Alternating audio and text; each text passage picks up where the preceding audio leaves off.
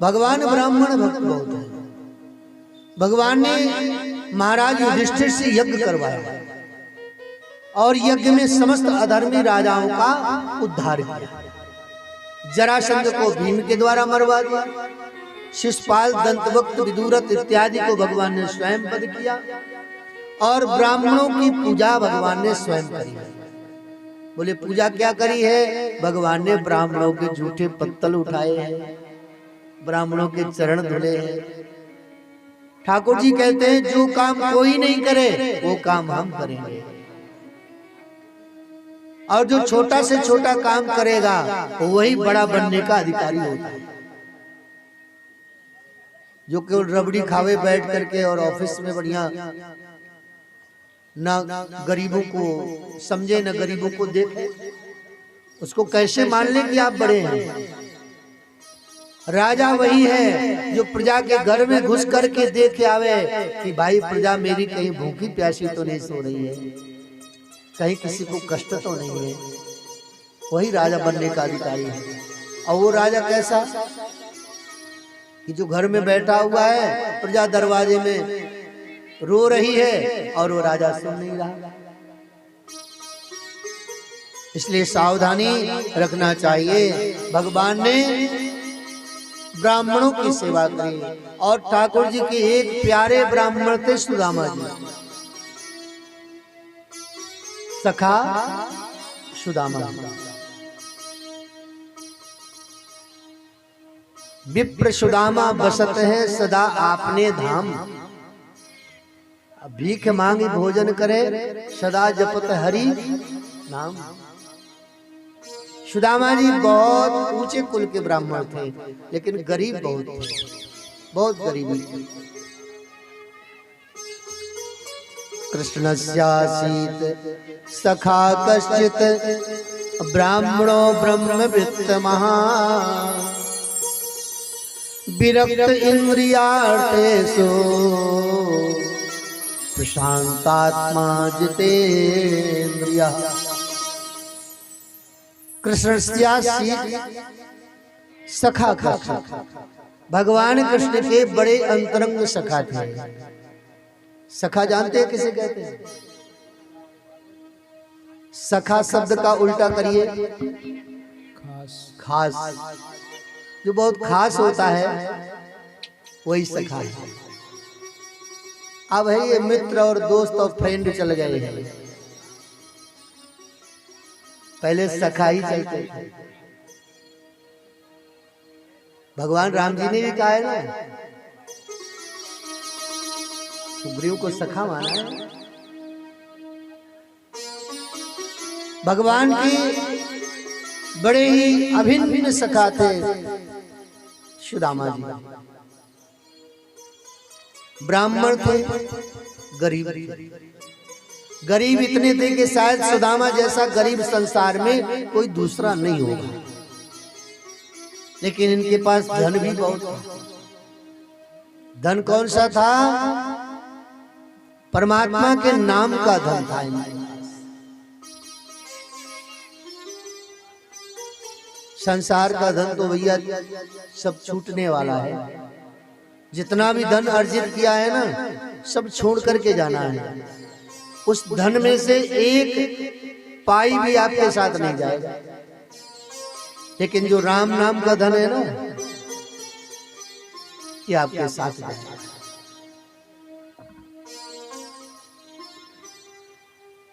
भगवान के नाम को निरंतर जपना चाहिए। सुदामा जी निरंतर जपते थे। गरीबी बहुत थी। पत्नी नाम था सुशीला, और इतनी गरीबी थी कि सुशीला जब से विवाहित होके आई थी ना, तो जो साड़ी पहन के आई थी वही साड़ी पहने थी। दूसरी साड़ी की व्यवस्था नहीं थी। गहने तो थे ही नहीं। गहनों की बातें दूर रही, तन पर काफी चिथड़ा भी न था, भर पेट न भोजन मिलता था, चूल्हे पर साबित तवा न था। कंगाली की यह हालत थी, बहुधा उपास हो जाते थे, फिर भी विरक्त रख कर मन को हरि भजन प्रेम से गाते थे। इतनी गरीबी थी, फिर भी भगवान का भजन कभी इन्होंने छोड़ा नहीं। रात दिन सत्संग भजन में लगे रहते थे। और सुदामा जी अपनी सुशीला से कहते, सुशीला मेरा एक सखा है, बचपन का यार है मेरा, और वह जो मेरा सखा है ना कृष्ण, इस समय द्वारिका का राजा हो गया है। सोनी की द्वारिका है और वहां का वो राजा है। मैंने जीवन में बस एक ही तो मित्र बनाया है, वही श्याम सुंदर। नवदा भक्ति में आया था ना कि भगवान से कोई संबंध बना लो, कोई भी संबंध बना लो। परमात्मा से कोई संबंध बना लोगे तो उस संबंध के माध्यम से आप परमात्मा को निरंतर याद करते रहेंगे। लेकिन हम आप क्या हैं, संसार के लोगों से संबंध बनाते हैं, परमात्मा से नहीं बनाते हैं। राम की, भगवान की नाम का संग्रह करोगे तो वह आपके कल्याण का भाजन बनेगा। हमारे वृंदावन में एक बैंक खुला है,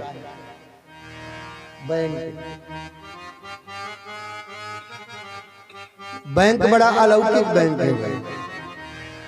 उसमें अगर कोई अपना खाता ऐड करवाना चाहे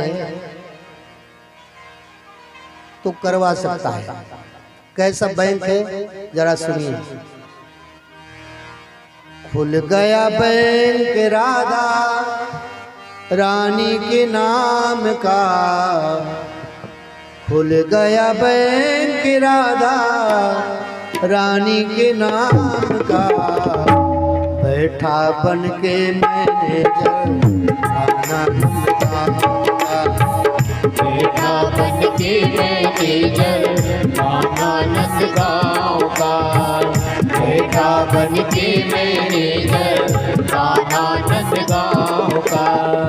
खुल गया बैंक राधा रानी के नाम का, खुल गया बैंक राधा रानी के नाम का, बैठा बन के मैनेजर आनंद गाँव का। बैठा बन के मैनेजर आनंद गाँव का, बैठा बन के मैनेजर आनंद गाँव का।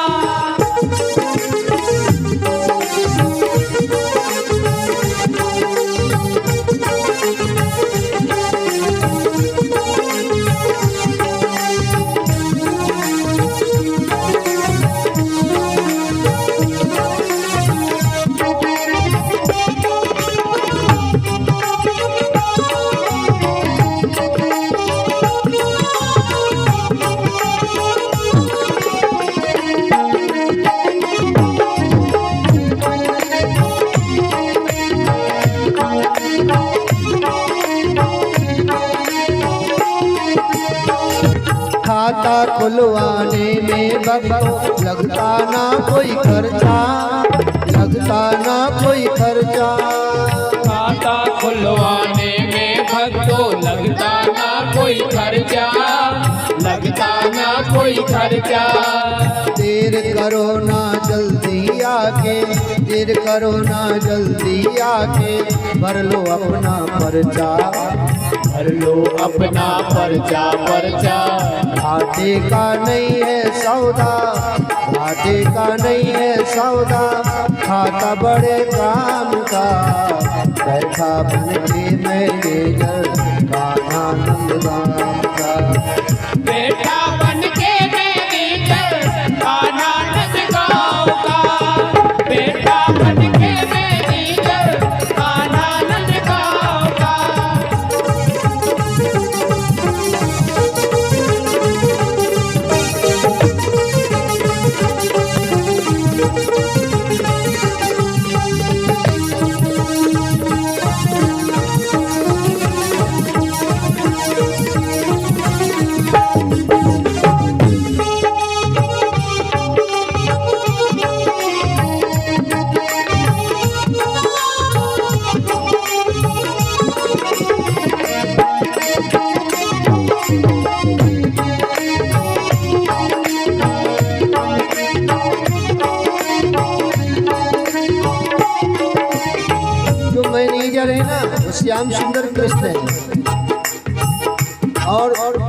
सोचे कि वो कहाँ मिलेंगे। भैया हम मैनेजर से मिला सकते हैं। कान्हा के संग अपनी सेटिंग है पूरे जीवन की, है पूरे जीवन की। कान्हा के संग अपनी सेटिंग है पूरे जीवन की, है पूरे जीवन की। बिना कमीशन लोन करा लो, बिना कमीशन लोन करा लो, बात नहीं टेंशन की, बात नहीं टेंशन की, टेंशन की। प्रॉफिट ही प्रॉफिट मिलता, प्रॉफिट ही प्रॉफिट मिलता, लाश नहीं काम का। बैठा बन के मैनेजर आनंद काम का। बेटा बन के मैनेजर आनंद गाँव का, बेटा बन के मैनेजर आनंद गाँव का।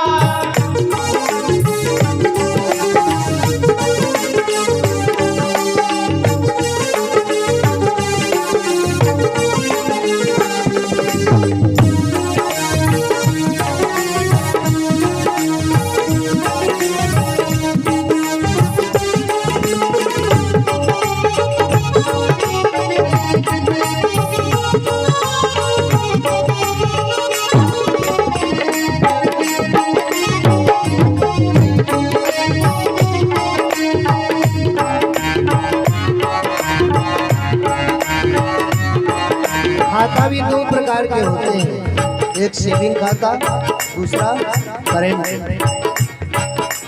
सेविंग खाता तुम खुलवाओ या खुलवाओ करंट, या खुलवाओ करंट। सेविंग खाता तुम खुलवाओ या खुलवाओ करंट, या खुलवाओ करंट। चक्रवृद्धि इंटरेस्ट मिलेगा, चक्रवृद्धि इंटरेस्ट मिलेगा, हर पल तुम्हें अर्जेंट, हर पल तुम्हें अर्जेंट। एटीएम कार्ड मिलेगा, एटीएम कार्ड मिलेगा, राधा के नाम का। बैठा बन के मैनेजर आनंद गाँव का। बेटा बन के मैनेजर आनंद गाँव का, बेटा बन के मैनेजर आनंद गाँव का।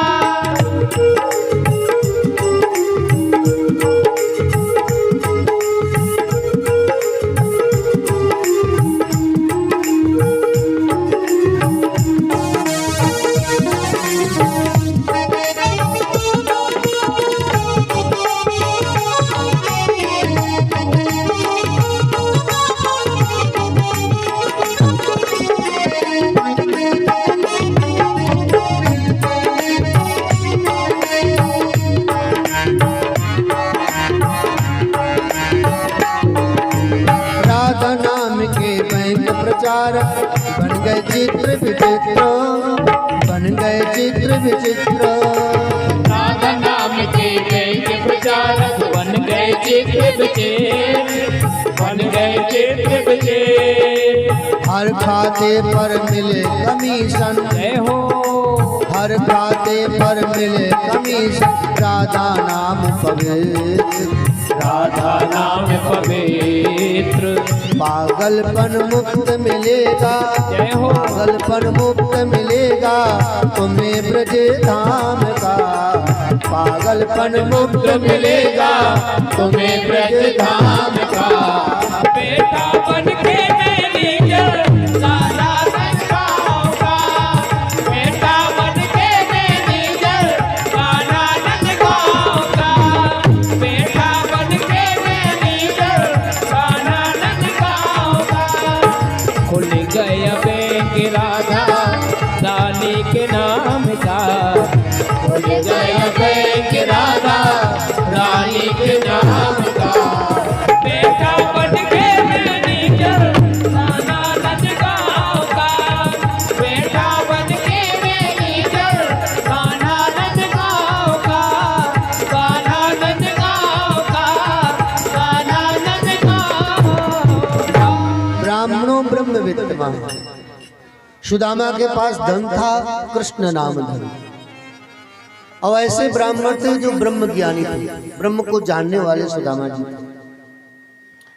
इंद्रियों से जिन्हें वैराग्य था,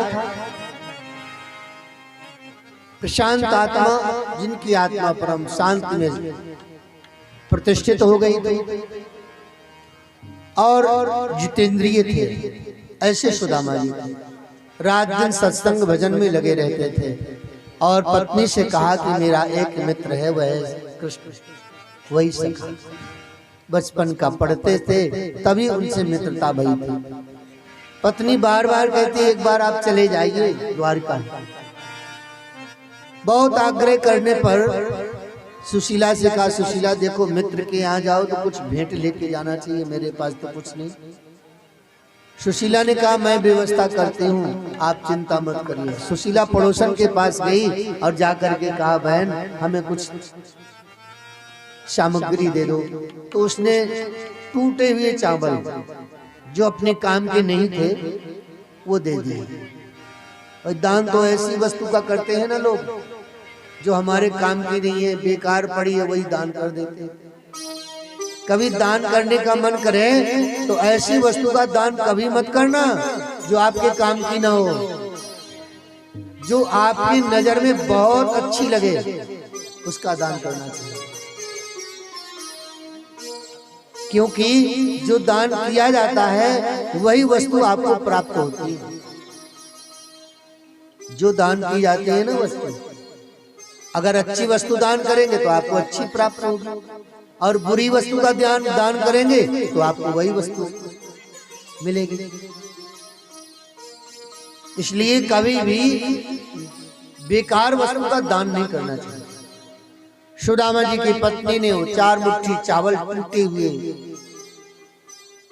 अपने साड़ी के पल्लू को फाड़ करके पोटली बनाई, पोटली बना करके स्वामी को दिया, स्वामी आप तो द्वारका चले जाइए। सुदामा जी ने कहा, देवी आपकी बहुत इच्छा है तो मैं जा रहा हूँ, मेरी तो कोई इच्छा नहीं है। सुशीला ने कहा, नहीं, आप एक बार अपने सखा श्याम सुंदर से मिल ही आइए। सुदामा जी चल पड़े द्वारका के लिए, और वह 4 मुट्ठी चावल की पोटली अपनी कांख में दबाई, हाथ में जल का पात्र लिया, चल पड़े। हरि नाम का स्मरण करते हुए सुदामा जी चले जा रहे हैं। जय श्री कृष्ण, जय श्री कृष्ण, जय श्री कृष्ण। कुछ दूर चले हैं सुदामा जी, बेचारे थक गए, हार गए, और एक वृक्ष के नीचे बैठ गए। सोचने लगे, पता नहीं कितना दूर है कृष्ण की द्वारिका। कुछ मार्ग में पथिक लोग मिले। सुदामा जी ने उनसे पूछा, भैया द्वारिका कितना दूर है? उन पथिकों ने कहा, हे ब्राह्मण देवता, आपके शरीर को देख करके, आपके चाल को देख करके हमें ऐसा लगता है कि आपको 6 महीने लग जाएंगे द्वारका पहुंचने। सुदामा जी सोचने लगे, 6 महीने में तो मेरी अस्थियां भी द्वारका नहीं पहुंच पाएंगी। हफ्तों से मुझे भोजन नहीं मिला है, जल पी करके मैं चल रहा हूं। सुदामा जी सोचने लगे कि मैं द्वारका नहीं पहुंच सकता। वहीं एक वृक्ष के नीचे बैठ गए और जय श्री कृष्ण करते हुए वही वृक्ष से टिक गए। सुदामा जी की थके हुए थे, नींद आ गई, सो गए। श्याम सुंदर ने विचार किया कि देखो सुदामा गरीब है, कमजोर है, द्वारिका कैसे आएंगे? तो भगवान श्री श्याम सुंदर ने गरुड़ से कहा, गरुड़ तुम जाओ।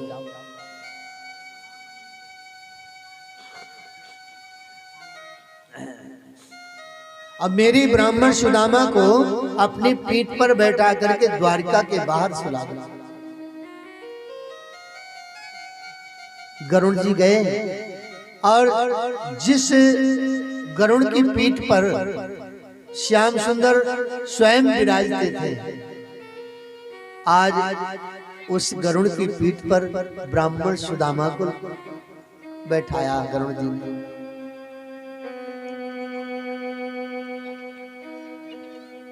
द्वारका के बाहर बगीचे में सुदामा जी को सुला दिया। जैसे सुदामा जी की नींद भंग हुई, देखा बड़ी सुंदर वाटिका है, बड़े सुंदर सुंदर वृक्ष हैं जिनमें फल भी है, पुष्प भी है, पल्लव भी है, सुंदर सुंदर मालीगण हैं।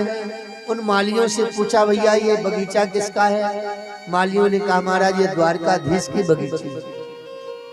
सुदामा जी ने कहा, अरे लोग बाग झूठ बहुत बोलते हैं। मैंने उन पथिकों से पूछा तो उन्होंने कहा कि 6 महीने में लग जाएंगे आपको पहुंचने में। और भैया मैं तो सोया, सो के जगह तो द्वारका पहुंच गया। बोले भैया द्वारका कितना दूर है? महाराज यही जो मुख्य द्वार है ना, ये द्वारका का द्वार है। सुदामा जी प्रसन्न हो गए और द्वार पर पहुंचे। द्वारपालों ने सुदामा जी को रोक दिया। सुदामा जी से पूछा, हे ब्राह्मण देवता, आप कहाँ जा रहे हैं? किससे मिलना चाहते हैं? सुदामा जी ने कहा, भैया ये द्वारिका ही है ना? द्वारपालों ने कहा, हाँ हाँ ये द्वारिका ही है। भैया यह द्वारिका को जो राजा है ना कृष्ण, हाँ वो हमारो बचपन को सखा है। बचपन में हम एक साथ पढ़ते थे, एक साथ गुरुदेव के यहाँ रहते। द्वारपालों ने सुदामा जी को नीचे से ऊपर तक देखा पहले, और फिर सुदामा जी की शरीर को देखा, फिर श्याम सुंदर की कृपालुता के भाव को देखा। धन्य है प्रभु, आप कितने कृपालु हैं। ऐसे गरीब ऐसे विपन्न ब्राह्मण आपके मित्र हैं। महाराज द्वारपालों ने हाथ जोड़ करके कहा, महाराज आप थोड़ा सा समय दीजिए, हम जाते हैं और प्रभु को सूचित करते हैं, आपके आगमन की सूचना देते हैं। हमारा ये धर्म बनता है प्रभु। सुदामा जी ने कहा, भैया हम किसी को भी नहीं कहेंगे कि धर्म से हट करके कोई कार्य करे। वो द्वारपाल भगवान के पास गए और जाकर के श्याम सुंदर को देखा। श्याम सुंदर अपनी अष्टपट रानियों के बीच में बैठ करके चौपर खेल रहे हैं। द्वारपाल ने हाथ जोड़ करके पहले दंडवत किया प्रभु को, और दंडवत करने के बाद प्रभु द्वार पर एक ब्राह्मण आया हुआ है। प्रभु ने कहा, कैसा ब्राह्मण? द्वार पर तो ब्राह्मण आते ही रहते हैं, कैसा ब्राह्मण आया है? द्वारपालों ने कहा, प्रभु बड़ी विचित्र दशा है उस ब्राह्मण की। किसी से पगा न जगा तन में, के ही ग्राम से आए बस्यो के ही धामा। धोती फटी सिलटी दुपटी, और पाए उपान की नहीं सामा। द्वार खड़ो द्विज दुर्बल एक, रहियो चकिसो वसुधा अभिरामा। पूछत दीन दयाल को धाम, बतावत आपनो नाम सुदामा। भगवान ने पहले सुदामा जी के विपन्नता को सुना, कितने गरीब ब्राह्मण हैं। सुदामा जी ने अपना केवल नाम बताया है कि मेरा सुदामा नाम है, बस मेरी हुलिया देख लो। द्वारपाल ने कहा, प्रभु उस ब्राह्मण के शरीर में वस्त्र नहीं है, फटे हुए वस्त्र हैं, न सर पे पगड़ी है, न शरीर में कोई ढकने का कोई वस्त्र है। हमने पूछा कि कहां से आए हो, तो उनका कोई गांव कोई घर द्वार नहीं है। तो क्या बताया भैया? बोले उन्होंने केवल इतना बताया है कि मेरा नाम सुदामा है। जैसे ही सुदामा नाम सुना श्याम सुंदर ने, कहीं चौपर फेंकी, भग चले भगवान, दौड़ पड़े। कहीं मुकुट गिर गया श्याम सुंदर का, कहीं बाजूबंद, कहीं पीतांबर, कहीं खड़ाऊ पड़ी है। और श्याम सुंदर हाथ फैलाए हुए हा सुदामा कहते हुए दौड़े चले जा रहे हैं। सुदामा जी सर झुकाए हुए हैं और जय श्री कृष्ण का रट लगाए हुए हैं। सुदामा जी के पास श्याम सुंदर पहुंचे। सुदामा जी ने नजर उठा करके देखा, जैसे कोई निर्धन सोने के ढेर को उठाने के लिए दौड़ पड़ा हो, ऐसे ही श्याम सुंदर कृष्ण सुदामा जी के लिए चल पड़े। सुदामा जी को प्रभु ने हृदय से लगा लिया, गोद में उठा लिया। सुदामा जी को लेकर के अंतापुर में आए, सुंदर दिव्य सिंहासन में बैठाया प्रभु ने, और अपना जो मुकुट था ना, मुकुट सुदामा जी के माथे पर रख दिया। सुंदर वस्त्र पहनाए, सुंदर अलंकार प्रभु ने सुदामा जी को पहनाए। सुदामा जी को सिंहासन में बैठाया हुआ है प्रभु ने, और प्रभु स्वयं नीचे बैठे हुए सुदामा जी के पैरों को अपनी गोद में रखे।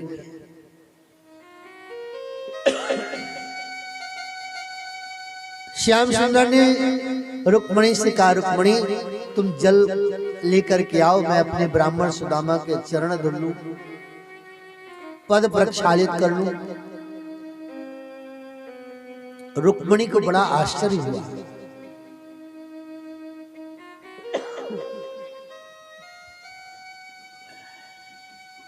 रुक्मणी जी ने विचार किया कि द्वारका में इतने ब्राह्मण आए, लेकिन स्वामी इतने किसी ब्राह्मण से स्नेह नहीं किया। भगवान सुदामा जी के चरण को देख रहे हैं, तो चरणों में जगह जगह से रक्त निकल रहा है, बीमारियां फटी हुई है, कांटे कंकड़ धसे हुए हैं चरणों में। श्याम सुंदर ने सुदामा जी के चरणों को स्पर्श किया। भगवान श्री कृष्ण ने सुदामा जी के चरणों को देख करके रोना प्रारंभ किया कि देखी सुदामा की दीन दशा, करुणा करके करुणा निधि रोए, पानी परात को हाथ छुयो, नहीं नैनन के जल सो पग धोए। भगवान ने अपने नेत्रों के जल से सुदामा के चरण प्रक्षालित किए। एक भाव यहाँ यह भी आता है कि श्याम सुंदर ने विचार किया कि ये जो गंगा जल है, रुक्मणी जो लेके आई है, ये गंगा जल तो मेरे चरणों से ही निकला हुआ है, और अपने चरणों के जल से सुदामा ब्राह्मण के चरण धुलूं, ये तो बहुत बड़े पाप का काम होगा। इसलिए श्याम सुंदर ने विचार किया कि मैं ब्राह्मण सुदामा के चरण अपने चरण के जल से नहीं, अपने नेत्रों के जल से धुलूंगा। और भगवान श्री कृष्ण ने नेत्रों के जल से सुदामा जी के चरण धुले। वार्ता होने लगी। सुदामा जी से कहा, भैया सुदामा एक बात बताओ, तुम्हारा विवाह तो हो गया होगा? सुदामा जी ने कहा, हाँ भैया मेरा विवाह हो गया, आपकी भाभी का नाम है सुशीला। तो मेरी भाभी ने कुछ भेंट तो जरूर भेजा होगा। सुदामा जी ने सोचा कि देखो इसके यहाँ कितना धन वैभव है, कितनी संपन्नता है, और 3 मुट्ठी चावल इसको दूंगा तो मेरा कृष्ण तो कुछ नहीं सोचेगा, लेकिन इसकी जो रानियां है ना, ये जरूर सोचेंगी कि देखो ब्राह्मण 3 मुट्ठी चावल लेके आया है। तो मेरे श्याम सुंदर की बड़ी बदनामी होगी और श्याम सुंदर को बहुत शर्मिंदगी महसूस होगी। तो सुदामा जी ने विचार किया कि मैं एकांत में अकेले में सुदामा जी को मैं ये तंदुल दूंगा। तो सुदामा जी झूठ बोल गए, बोले लाला तेरी भाभी ने अभी कछु ना दियो, कुछ नहीं दिया है। सुदामा जी ऐसा नहीं हो सकता है, हमारी भाभी ने जरूर कुछ भेजा होगा।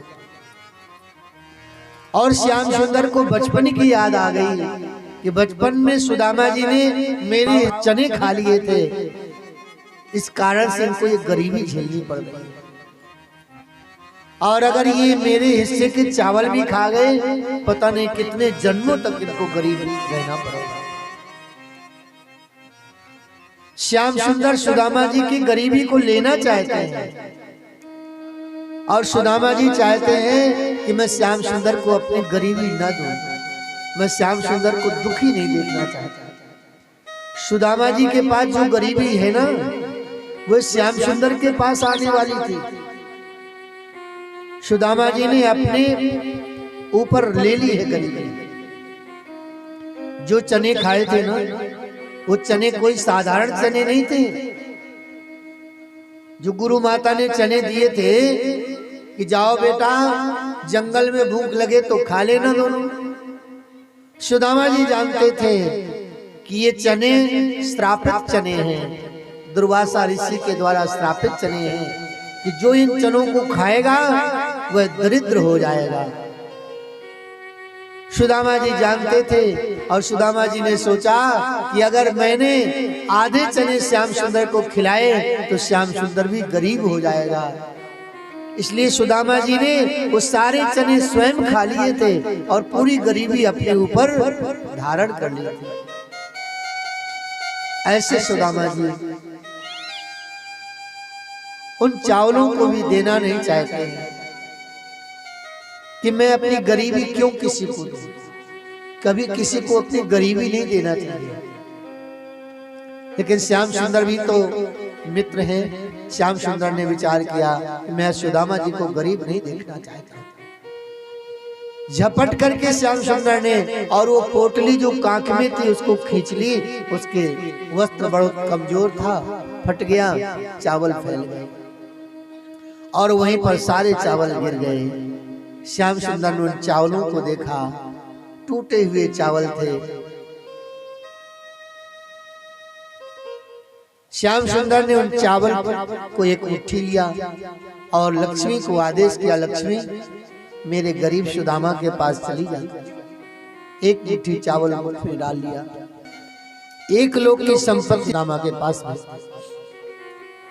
दूसरा मुट्ठी चावल खा करके श्याम सुंदर ने 2 लोग की संपत्ति सुदामा के पास पहुंचा। तीसरा मुट्ठी चावल खाने वाले थे, रुक्मणी ने हाथ पकड़ लिया।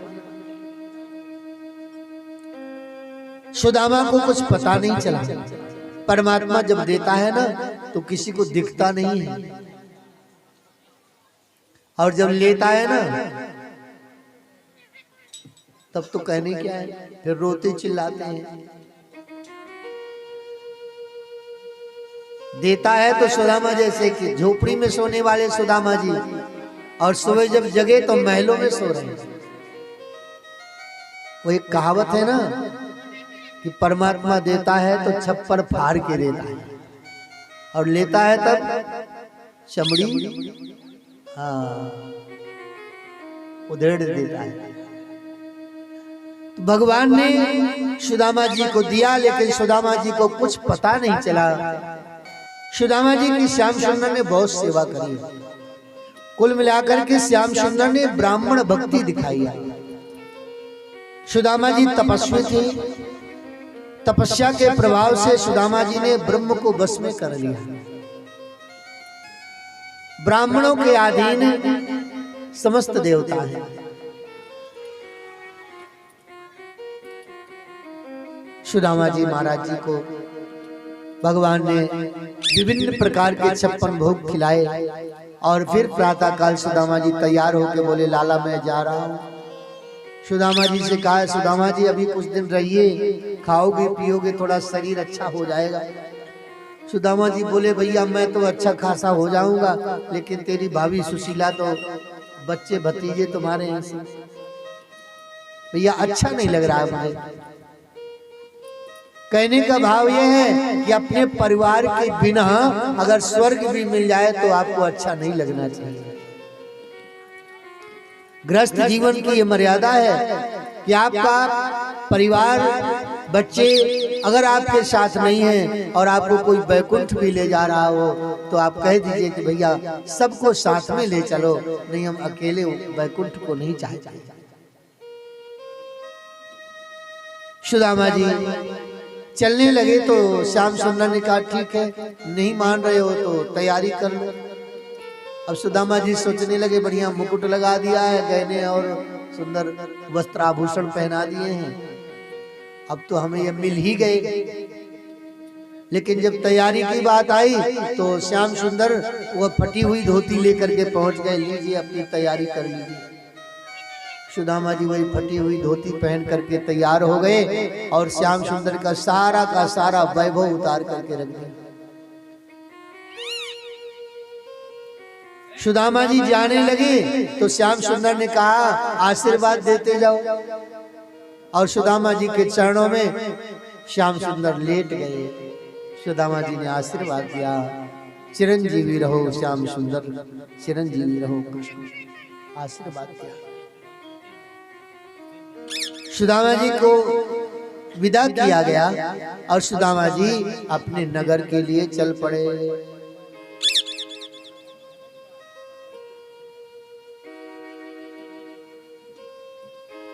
सुदामा जी बहुत दिन बाद जब अपने नगर में पहुंचे तो वहां देखा सुदामापुरी,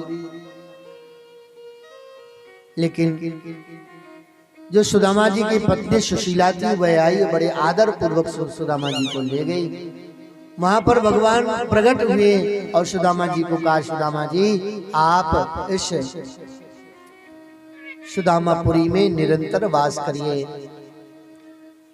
सुदामा जी बोले, भैया हम इस वैभव में रहना नहीं चाहते, इसमें आपका भजन नहीं होगा।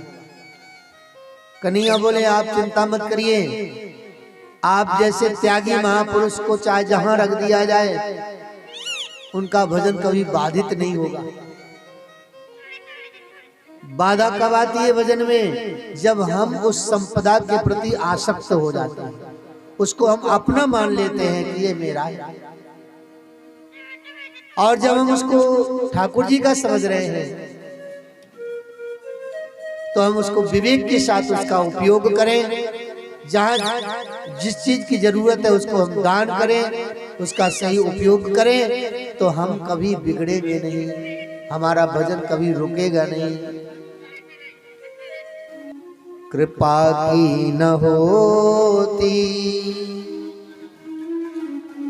जो आदत तुम्हारी, कृपा की न होती जो आदत तुम्हारी, कृपा की न होती जो आदत तुम्हारी, कृपा की न होती जो आदत तुम्हारी, तो सुनी रहती अदालत तुम्हारी, तो सुनी रहती अदालत तुम्हारी, कृपा की न होती जो आदत तुम्हारी, कृपा की न होती जो आदत तुम्हारी, कृपा की न होती जो आदत तुम्हारी।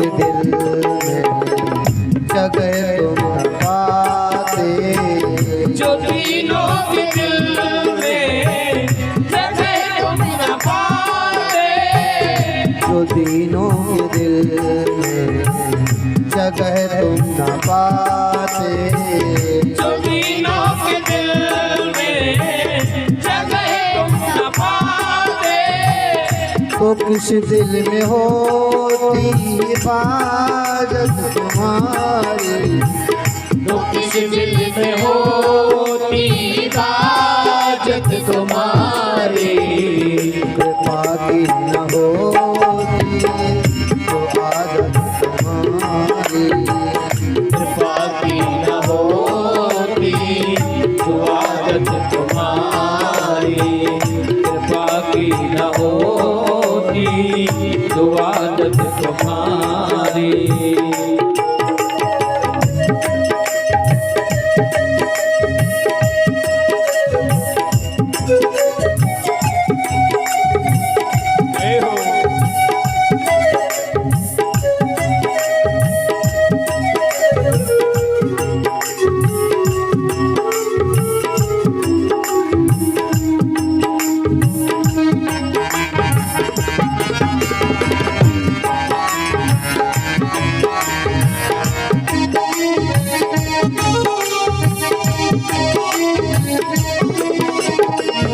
गरीबों की दुनिया है आबाद तुमसे, गरीबों की दुनिया है आबाद तुमसे, गरीबों की दुनिया है आबाद तुमसे, गरीबों की दुनिया है आबाद तुमसे, गरीबों से है बादशाह तुम्हारी, गरीबों से है बादशाहत तुम्हारी, कृपा की न होती जो आदत तुम्हारी, कृपा की न होती जो आदत तुम्हारी, कृपा की न होती जो आदत तुम्हारी।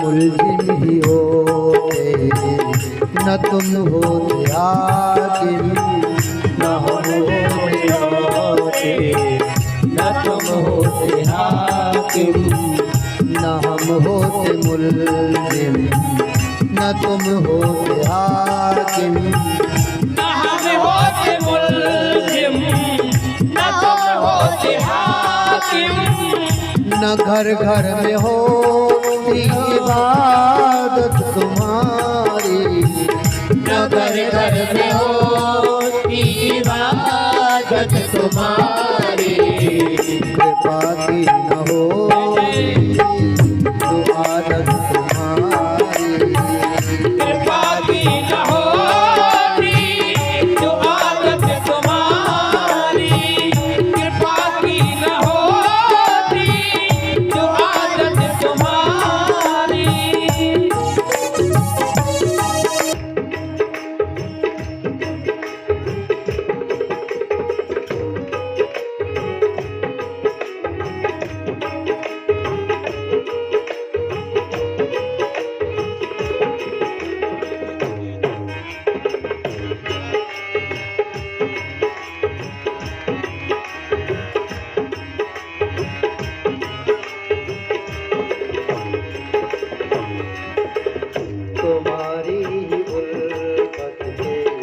दृग बिंदु है ये तुम्हारी उल्फत के दृग बिंदु है तुम्हारी उल्फत के दृग बिंदु है ये तुम्हारी उल्फत के दृग बिंदु है तुम्हें सौंपते है अमानत तुम्हारी तुम्हें सौंपते ये अमानत तुम्हारी कृपा की न होती जो आदत तुम्हारी बाकी न होती जो आदत तुम्हारी तो सुनी रहती अदालत तुम्हारी तो